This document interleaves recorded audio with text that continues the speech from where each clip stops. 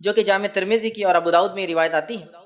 اور عبداللہ بن جو ہے خبیب رضی اللہ عنہ اس حدیث کے راوی ہیں، وہ فرماتے اور کہتے ہیں کہ میں نے اللہ کے رسول صلی اللہ علیہ وسلم سے عرض کیا کہ اللہ کے رسول صلی اللہ علیہ وسلم میں کیا پڑھوں اپنی حفاظت کے لیے، مطلب اپنی حفاظت کے لیے، مصیبتوں کو ٹالنے کے لیے، پریشانیوں سے بچنے کے لیے میں کیا پڑھوں، کیا پڑھوں میں؟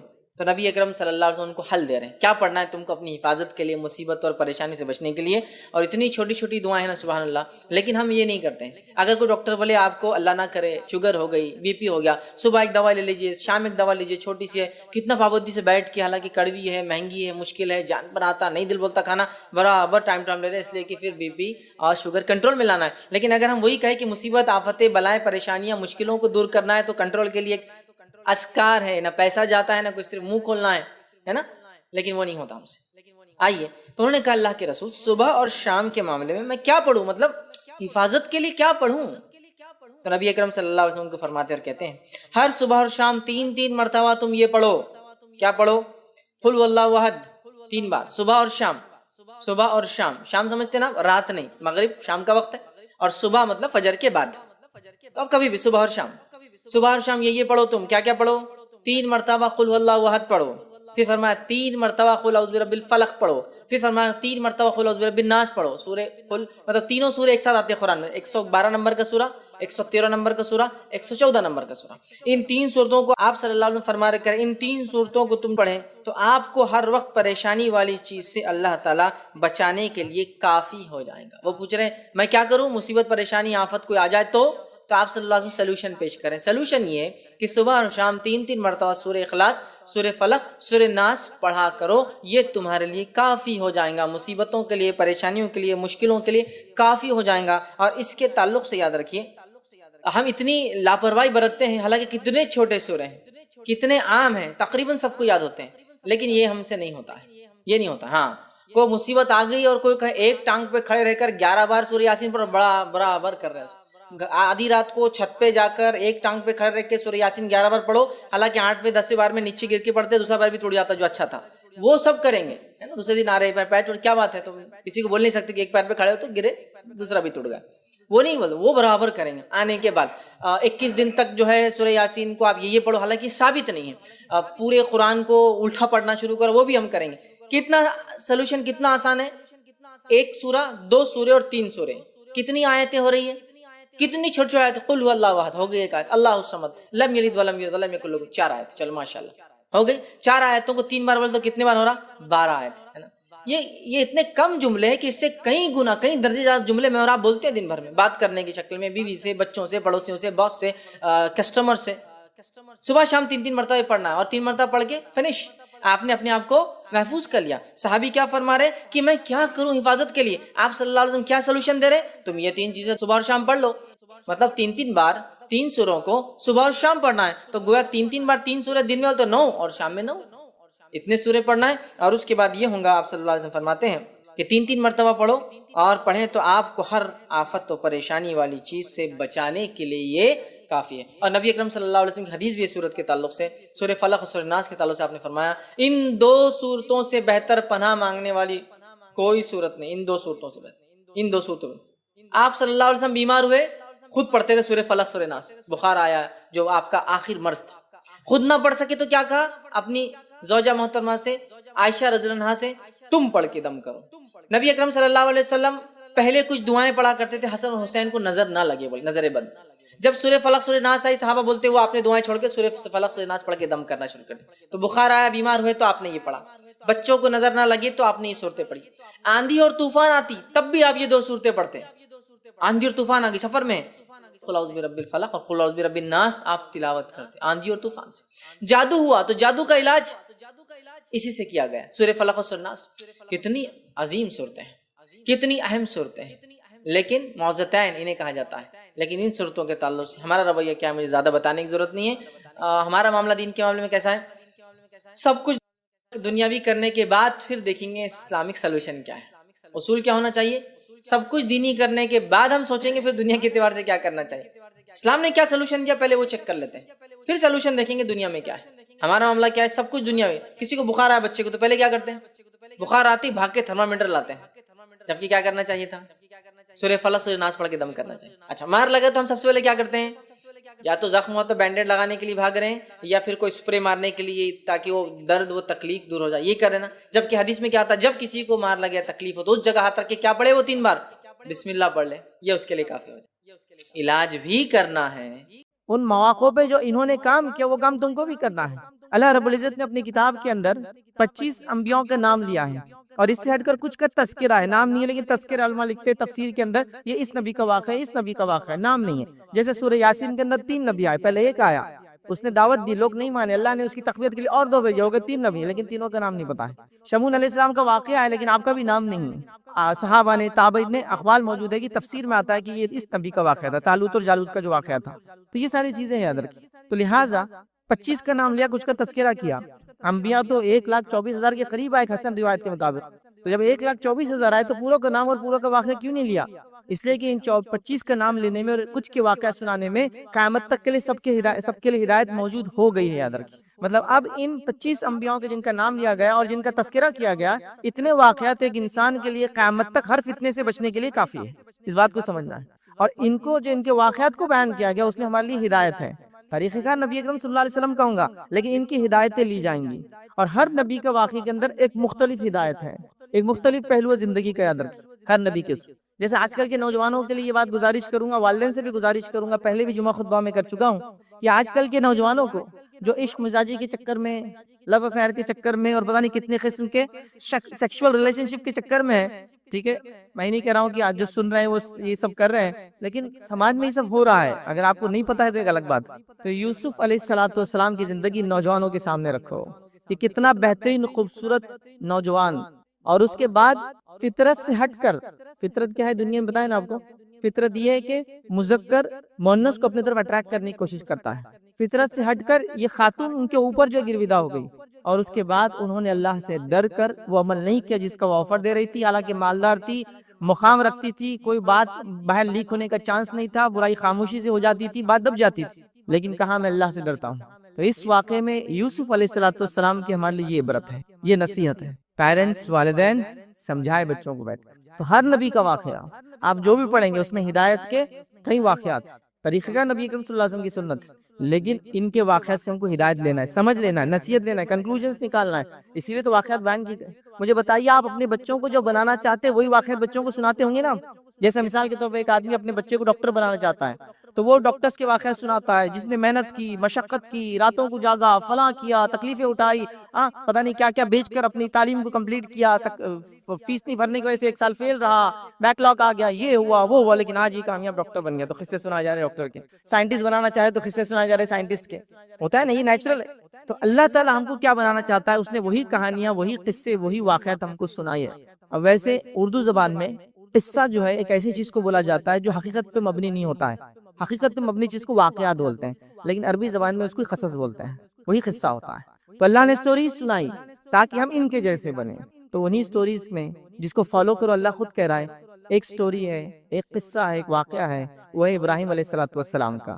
اور ابراہیم علیہ السلام کو واقعے سے ہم کو نصیحت تو لینا ہی ہے، لیکن ابراہیم علیہ السلام کی ایک اور خصوصیت ہے کہ اللہ رب العزت ان کے تعلق سے قرآن میں 2 مرتبہ اللہ رب العزت نے فرمایا، اور یہ دوسری ہی شخصیت ہے نبی اکرم صلی اللہ علیہ وسلم کے بعد جن کے تعلق سے یہ بات کہا گیا یا کہی گئی، یہ دوسری شخصیت ہے۔ آپ صلی اللہ علیہ وسلم کے بارے میں قرآن نے ایک اور دوسرا ان کے بارے میں اور 2 بار کہی کی سورہ میں اللہ رب العزت قرآن نے فرماتا کہتا ہے قد کانت لکم اسوۃ حسنۃ فی ابراہیم، کہ اے مسلمانوں تمہارے لیے ابراہیم میں اسوہ حسنہ ہے، اچھا نمونہ ہے، اچھی مثال ہے، ان کو دیکھ کر چلو۔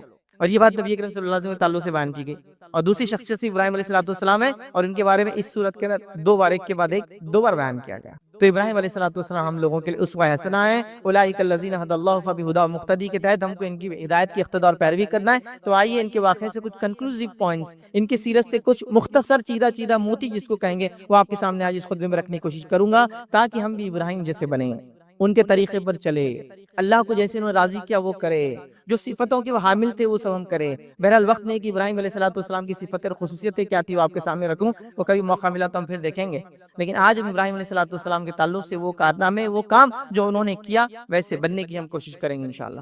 اور ابراہیم علیہ السلام اتنی اہم شخصیت ہے کہ اللہ رب العزت نے نہ صرف ان کا واقعہ بیان کیا، واقعہ بیان کر کے ان کے واقعے کے اندر سے کچھ چیزوں کو قیامت تک کے لیے ہمارے سامنے جو ہے شاعر بنا دیا، شاعر سمجھتے ہیں، علامتیں اور نشانیاں بنا دیا۔ عمرے اور حج کو جاؤ تو صحیح کرو، یہ ان کی زندگی کے، ان کے بیوی کے واقعے سے لیا گیا ہے۔ ہر سال استطاعت ہے تو قربانی کرو، یہ ان کی زندگی میں ان کے بیٹے کے واقعے سے ہم کو لے کر دیا گیا ہے نا۔ تو ابراہیم علیہ السلام کا اس امت سے بہت یا بے حد گہرا تعلق ہے، یاد رکھیے۔ تو ان کی زندگی کا مطالعہ ضروری ہے۔ اس کے علاوہ ایک اور شخصیت ہے جس کے تعلق سے گزارش کروں گا، موقع ملا تو کبھی ہم دیکھیں گے بھی، وہ ہے موسیٰ علیہ السلام۔ یہ ایک ایسا نبی ہے جس کی پیدائش، قرآن و سنت دونوں ملا کر ان کی پیدائش سے لے کر ان کی وفات اور قبر تک کے تذکرے ملتے ہیں۔ یہ واحد نبی، اور اتنے واقعات ہیں کہ کم و بیش ہر بڑے صورت میں ان کا تذکرہ آ ہی جاتا ہے۔ تو گویا یہ بھی بڑی اہم شخصیت ہے۔ اور اس کے بعد کوئی نبی ہے جس کا تذکرہ اس کے بعد ہے تو ابراہیم علیہ السلام ہے۔ پھر تو ہمیں ابراہیم علیہ السلام کی زندگی کو نمونہ بنانا۔ آئیے آپ کی زندگی سے جو واقعات ہم کو ملتے ہیں اس میں سب سے پہلا واقعہ ہم کو ملتا ہے، ابراہیم علیہ السلام نے خوب جد و جہد کی اور توحید کی دعوت لوگوں کو دی، اور حق اور باطل کے خلاف حق پر جم گئے۔ توحید کی دعوت یہ سب سے اہم چیز ہے آپ کی زندگی کی، یاد رکھیے، کیونکہ آپ جب نبی بنائے گئے کوئی مسلمان دنیا میں نہیں تھا آپ کے علاوہ، تو آپ نے سب سے پہلا کام توحید کی دعوت دی۔ یہ ہم کو بتاتا ہے کہ ہم لوگوں کو بھی اگر ترجیحات دینا ہے، کسی کام سے کام شروع کرنا ہے دین کا، تو سب سے پہلے وہ توحید کی دعوت سے شروع ہوگا، کیونکہ جس کے توحید کی دولت نہیں، جس کے بعد اللہ کو ماننے کا صحیح تصور نہیں، باقی اس کے اعمال اس سے کچھ کام نہیں آنے والے، یاد رکھیں، چاہے پھر اپنے آپ کو مسلمان کیوں نہ کہے، اس سے کوئی فرق نہیں پڑتا۔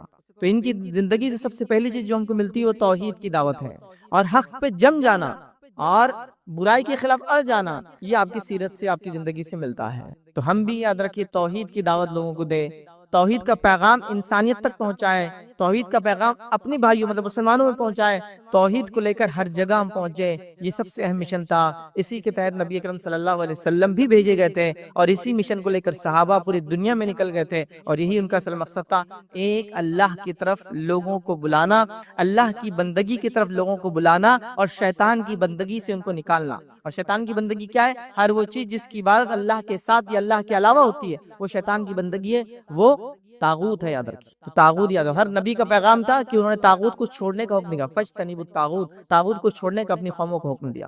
تو ہمیں بھی اس پیغام کو لے کر چلنا، یہ سب سے اہم دعوت ہے ابراہیم علیہ السلام کی، اس میں کوئی کمپرومائز نہیں ہے۔ لیکن کتنی افسوس کی بات ہے، ہم لوگوں کو توحید کی طرف نہیں بلا رہے ہیں، توحید کی دعوت دینے سے ڈر رہے ہیں، اقوام عالم سے ڈر رہے ہیں، اپنے وطن میں ڈر رہے ہیں۔ لیکن یاد رکھیے توحید کی دعوت جب چھپائی جاتی ہے تو حالات بگڑ جاتے ہیں، توحید کا پیغام جب سنایا جاتا ہے تو حالات برابر ہوتے ہیں۔ ہم لوگ الٹا سمجھ رہے ہیں، توحید کا پیغام سنایا جائے گا تو حالات بگڑ جائیں گے، ہم سمجھ رہے ہیں توحید کا پیغام چھپایا جائے گا تو حالات اچھے رہیں گے۔ یاد رکھیں، نہیں، اس پیغام کو چھپانے کے نتیجے میں یہاں تک قومیں پہنچ جاتی ہے کہ وہ آپ کی گردن پر بھی ہاتھ ڈالنے لگتی ہے کہ آپ کیوں، کیونکہ ان تک وہ پیغام نہیں پہنچا جو پہنچانا چاہیے تھا۔ تو ابراہیم علیہ السلام کی زندگی اسی کا نمونہ ہے، پوری سیرت ہم نے دیکھی، اس میں واقعات بھی دیکھی۔ تو توحید کی دعوت اور حق پر اڑ جانا اور باطل کے خلاف کھڑا ہو جانا، یہ ابراہیم علیہ السلام کی زندگی سے ہم کو ملتا ہے۔ ابراہیم جیسے بنو، توحید کی دعوت دو، حق پر ڈٹ جاؤ اور اڑ جاؤ، اور حق کو لوگوں تک پہنچاؤ، باطل کی فکر نہ کرو۔ دوسری چیز یاد رکھیے ابراہیم علیہ السلام کی زندگی سے جو ہم کو ملتی ہے وہ یہ یاد رکھیے کہ ابراہیم علیہ السلام نے یاد رکھے اللہ کے راستے میں وقت کی قربانی دی۔ ابھی وقت کی قربانی کی بات میں خاص اتنے اوپر کیوں لا رہا ہوں توحید کے بعد، اس لیے کہ آج کا دور اور حالات یہ ہے کہ لوگ کہہ رہے ہیں آپ کو کتنا پیسہ چاہیے لے لیجئے، وقت مت مانگی بس مجھ سے، کسی بھی چیز کے لیے وقت مت مانگی۔ جیسا مثال کے طور پر آپ کسی کے پاس چلے گئے، بھائی مسجد کا کام ہے، مدرسے کا کام ہے، تعلیم کا فلاں فلاں، پیسے لے کے چل جاؤ، میرے کو آؤ مت بولو، لیکن چونکہ وقت نہیں ہے انسان کے پاس، کسی کام کے لیے وقت نہیں اس کے پاس، نماز وغیرہ کو آ جائے تو بڑی بات، وقت نہیں، سمجھ رہے ہیں؟ تو ابراہیم علیہ السلام کی زندگی سے جو سب سے بڑی مثال ہم کو ملتی ہے، اللہ کے لیے وقت کو نکالا، زندگی کو لگا دیا، اپنے مشن کو پہچان لیا۔ اب آپ ایک سوال کر سکتے ہیں، اگر اللہ کے نام وقت لگانا ہے تو کیا پھر تجارت کرنا، تعلیم حاصل کرنا، اسکول کالج جانا، یہ سب کیا چھوڑتے ہیں ہم؟ نہیں، یہ سب بھی کرنا ہے، لیکن یہ پرائمری نہیں رہیں گا، ہمارا سیکنڈری رہیں گا کبھی بھی۔ ہم نے کیا کیا، ان تمام چیزوں کو پرائمری کر دیا، خالی وقت بچ جائے تو پھر دیکھیں گے دین اور شریعت اور تعلیم اور تربیت اور اخلاقیات، وہ دیکھیں گے بعد میں۔ تو ہم اس کو سیکنڈری پریفرنس دے رہے ہیں، شریعت چاہتی ہے اس کو پرائمری پریفرنس دے، چونکہ باقی چیزیں تو خود بخود آنا شروع ہو جائیں گی۔ اس کے نتیجے میں یاد رکھیں کہ دنیا کی مثال ایک سائے کی جیسی ہے، اگر تم اس کے پیچھے بھاگو گے تو یہ کبھی ہاتھ میں نہیں آنے والی ہے۔ دیکھیے آپ، لائٹ ہے اور آپ چل رہے ہیں اور سایہ آگے چلتا ہے آپ سے، آپ پکڑنے جاؤ اس کو، آتا ہے آپ کے ہاتھ میں کبھی؟ بچے کھیلتے ہیں دیکھیے سائے سے، لیکن وہ کہتے ہیں دنیا سے منہ پھیر کر اللہ کی طرف پلٹ جاؤ، دنیا خود تمہارے پیچھے آئیں گے، جیسے آپ سائے کے پیچھے بھاگو گے سایہ ہاتھ نہیں آتا، پلٹ جاؤ اور چلنے لگو روشنی کی طرف، سایہ خود بخود دیکھو پیچھے آتا ہے تمہارے، تو دنیا پیچھے آئیں گی پھر تمہارے۔ صحابہ، تابعین، تبع تابعین، سلف صالحین اس کی مثال ہے، جب انہوں نے دین کو سب سے اہم جانا تو دنیا دوڑ دوڑ کر پیچھے آئی، قدموں پہ لوٹ لوٹ کر آئی، ہاں کہ پریشان ہو رہے تھے کہ بھائی اس کو جھٹکنا ہے۔ یہ حالت تھے، یاد رکھیں، یہ حالات تھے، یاد رکھیں، اور ایسا ہی ہوا، یاد رکھیں۔ دنیا آتی ہے جب انسان دین پہ چلتا ہے. ہم کیا سمجھ رہے ہیں وقت نہیں دیں گے دین کو اور دنیا میں زیادہ وقت دیں گے تو دنیا ڈیولپ ہو جائیں گے. نہیں، ایسا نہیں ہوتا ہے. وہ ہم سے پہلے لوگوں کی مثالیں لے لو آپ، نبی اکرم صلی اللہ علیہ وسلم کے بعد سے لے کر تقریباً 14ویں یا 15ویں صدی تک لے لو آپ. مسلمان جب دنیا دین میں آگے تھے تو دنیا میں سب سے آگے تھے. یہ نمونے بن گئے تھے انسانیت کے لیے. اور جب دین کو چھوڑا تو دنیا میں بھی سب سے پیچھے ہو گئے. تو اس بات کو آپ سمجھ لو، اس بات کو ہم سمجھ لیں. اور واقعات بھرے پڑے ہیں ایسے کہ جب دین پر لوگ چلے دنیا ایسی آئی جس کی کوئی انتہا نہیں. عمر ابن خطاب رضی اللہ عنہ کا دور ہے، اور عمر ابن خطاب رضی اللہ عنہ کے دور میں بچے جو ہے مدینے کی گلیوں میں کھیل رہے ہیں اور ایک تاج ہے اس کو پیر سے دھکا دے رہے ہیں جو وہ رول ہو رہا ہے نیچے کی طرف رول ہوتے جا رہا ہے. عمر ابن خطاب رضی اللہ عنہ رک کر پوچھا وہ کس کا تاج ہے یہ جس سے بچے کھیل رہے ہیں؟ تو کہا قیصر کا تاج، خسرو کا تاج ہے. پرشین امپائر کا جو ہیڈ ہوتا تھا یاد رکھیے یہ اس کا تاج ہے. مدینے میں بچے اس تاج سے کھیل رہے ہیں یاد رکھیے. تو یہ حال تھا جب دین میں آگے بڑھے تو دنیا پیچھے آئی، دولت پیچھے آئی، تجارتیں پیچھے آئی، تعلیم تربیت سائنٹیفک انوینشنز پیچھے آئے، سب آیا پیچھے. جب ہم نے سمجھا یہ باقی چیزیں مین ہے، تعلیم میں آگے بڑھو، سیاست میں آگے بڑھو، اقتصادیات مطلب اکنامکس فائنانس میں آگے بڑھو، فلاں میں آگے بڑھو، دین کو بعد میں سیکنڈ پریفرنس، تو پھر دنیا بھی ہاتھ سے گئی دین بھی ہاتھ سے گیا. تو ابراہیم علیہ السلام نے وقت کو اللہ کی راہ میں قربان کیا. جوانی، بچپنا، جوانی، ہر چیز، اور بڑھاپے تک، اولڈ ایج تک بہرحال اللہ کی راہ میں خدمت کرتے رہے. سفر اور کیا کچھ نہیں کیا، بہرحال واقعات بھرے پڑے ہیں. تو وقت دیجیے اللہ کے لیے کیونکہ یہ اصل چیز ہے جو انویسٹ کر سکتے ہیں آپ، اور اسی کا بدلہ آخرت میں ملنے والا ہے. یاد رکھیے. اور وقت کیا چیز ہے یاد رکھیے، گزر جاتا ہے واپس نہیں آتا ہے. اس لیے اس کو عربی میں عصر کہا جاتا ہے. عصر کہتے ہیں ایسی چیز کو جو گزر جائے تو واپس لوٹ کر نہ آئے. جیسے کہ آپ نے نیمبو کو لے کے نچوڑا، ایک بار نچوڑ لیا، اس کو بولیں گے عصر. اب واپس ڈال سکتے ہو اس رس کو اندر؟ نہیں. جانور کا دودھ دھو لیا، اس کے تھن سے نکال دیا، واپس ڈال سکتے ہو؟ نہیں. اس کو بولتے ہیں عصر. اسی لیے زمانے کو بھی گزرتے ہوئے کہتے ہیں عصر، چونکہ گزر جاتا ہے تو واپس نہیں آتا ہے. تو یہ رائٹ سب سے اہم، سب سے موسٹ امپورٹنٹ انویسٹمنٹ آپ کو جو کر سکتے ہوئے اللہ کی دین کے لیے وقت لگائیے. نمازوں کے لیے، تلاوت قرآن کے لیے، دینی تعلیم حاصل کرنے کے لیے، دین لوگوں کو سمجھانے کے لیے، دینی باتوں کو سیکھنے اور سکھانے کے لیے پرائمری وقت ہمارا اس کے اندر لگے. بعد میں آپ کام بھی کرتے رہیے، مجھ سے کوئی روک نہیں رہا، لیکن وقت لگائیے دل کے ساتھ، مجبوراً نہیں. تو ابراہیم علیہ السلام نے اپنا وقت لگا دیا، اللہ رب العزت نے ان کو دنیا کا امام بنا دیا، ایسی شخصیت بنا دیا. بہرحال تیسری چیز جو ابراہیم علیہ السلام کی زندگی سے ملتی ہے یاد رکھیے، جان اور مال کو اللہ کی راہ میں قربان کر دیا. جان اور مال سب قربان کر دیا. اپنی جان لگا دی اللہ کی راہ میں، اپنا مال لگا دیا اللہ کی راہ میں. ایک آدمی کے بارے میں تصور کیجئے، دنیا کے مختلف علاقوں میں صرف وہ اللہ کے دین کی دعوت دینے گھوم رہا ہے، تو جان مال سب لگ رہا ہے نا. جو بھی ارننگز اور انکمز آتی ہوں گی خرچ کر دیتے ہوں گے. انبیاء علیہ السلام لوگوں کے اوپر بوجھ نہیں تھے، بیٹھ کر نہیں کھاتے تھے. یاد رکھیے انبیاء علیہ السلام نے علی اعلان اپنی دعوت میں کہا ہم تم سے کوئی اجر دنیا کا نہیں چاہتے ہیں، ہمارا اجر اللہ کے پاس ہے. تو کوئی بھی نبی یاد رکھے ڈیپینڈ نہیں تھا کسی پر، حالانکہ اتنا موسٹ امپورٹنٹ ورک کر رہے تھے. تو انہوں نے جان اور مال، ظاہر سی بات ہے اب اتنا آدمی جو دین کے لیے وقت لگا رہا ہے بہت زیادہ سرمایہ نہیں کر پاتا، بچا نہیں پاتا، خرچ ہو جاتا ہے. اور آپ اللہ کی راہ میں یاد رکھیے جان اور مال اپنا سب کچھ لٹا چکے تھے، جس کے نتیجے میں، اور اللہ رب العزت کے بارے میں یہ بات میں نے آپ کے سامنے رکھ دی تھی پہلے بھی، اللہ تعالیٰ قربانیوں کا قدردان ہے، وہ قربانیوں کو ضائع نہیں ہونے دیتا. یاد رکھیے. تو ابراہیم علیہ السلام نے وقت کے ساتھ ساتھ جو اہم چیز اور ایسٹ انسان کے پاس تھا، جان اور مال کی قربانی اللہ رب العزت کی راہ میں لگا دی. آج ہم یہ کام کے لیے بھی تیار نہیں ہیں. تھوڑی سی اگر آنچ آ جائے مجھ پر اگر توحید کی وجہ سے تو میں اس کو برداشت کرنے کے لیے تیار نہیں ہوں. کیوں رشتے خراب کرنے کا، کیوں پڑوسی سے معاملہ خراب کرنے کا، کیوں ایسا کرنے کا، چھوڑ دو نا. اور چھوڑ دے رہے چیزوں کو. یاد رکھیے مال خرچ کرنے کا معاملہ آیا تو اللہ رحم کرے، اللہ کے چند بندوں کو، نیک بندوں کو چھوڑ کر سب کا معاملہ یہ، وہ چاہتے سارے کام زکات میں نپٹا دی جائے امت کے. کوئی بھی کام بولتے زکات چلتی کیا، سارے چیزیں 2.5% میں نپٹانا چاہتے ہیں، اور وہ بھی سال میں نصاب کو مال پہنچتا ہے تو نکلتی ہے، ورنہ کسی کی نکلتی بھی نہیں ہے. تو بڑا سب کام 2.5 میں نپٹا لو. آپ مسجد بنانا ہے تو زکات میں نکال لو، مدرسہ زکات میں چلا لو، اسکول زکات میں چلا لو، سب 2.5 میں ایڈجسٹ کر لو. اور اب تو لوگ اس سے بھی نیچے آ چکے ہیں. وہ انٹرسٹ میں ہوتا ہے کچھ، نعوذ باللہ انٹرسٹ چلتا ہے کیا اس کے لیے، اور انٹرسٹ کے لیول پہ آ گیا، 2.5 سے بھی نیچے چلے گئے. انٹرسٹ کہاں کا چلتا ہے بول رہے ہیں بتاؤ، وہ وہاں دینا چاہتا ہوں میں، جو کہ اتنا انٹرسٹ میرے پاس آ رہا ہے. اپنے انکم کا پرائم، اپنی کمائی کا سب سے بیسٹ. تو 2.5% تو فرض ہے. 97.5 کے بارے میں کیا ہے، وہ محبت کی زکات ہے. یہ شریعت کی زکات ہے، 2.5% دینا ہی ہے. لیکن جب اللہ سے بندہ محبت کرنے لگتا ہے تو 97.5 ہی نکال دیتا ہے، چونکہ وہ محبت کی وجہ سے زکات مطلب خرچہ کرتا ہے اللہ کی راہ میں. تو ابراہیم علیہ السلام نمونہ ہے جان اور مال خرچ کرنے میں. آگے بڑھتے ہیں. ابراہیم علیہ السلام نے اللہ کی خاطر اپنے گھر کو چھوڑ دیا. معمولی چیز نہیں. یاد رکھیں لوگ جب کمانے باہر جاتے ہیں نا تو کبھی ایئرپورٹس پہ کھڑے رہ کے دیکھیے، کمارا بھی ہے تو وہ لوٹ لوٹ کے ماں سے ملنے آ رہا، باپ سے ملنے آ رہا، رشتہ دار سے ملنے، اس کو دل جانا چاہتا نہیں، حالانکہ واپس آنے والا تھوڑی ہمیشہ کے لیے جا رہا ہے، اس کو بیچا تھوڑی یا غلام تھوڑی ہے وہ، تو بھی اس کا دل لگتا ہے، صرف گھر چھوڑ کر کمانے کے لیے جا رہا ہے حلال، ہمیشہ کے لیے نہیں جا رہا ہے، تو یہ حال ہے۔ پھر اگر بیوی بچے پیچھے ہو پھر تو لینے پہ دے رہے ہیں، جس کو رو رہا ہے، پریشان ہو رہا ہے، جانے کے بعد دل نہیں لگ رہا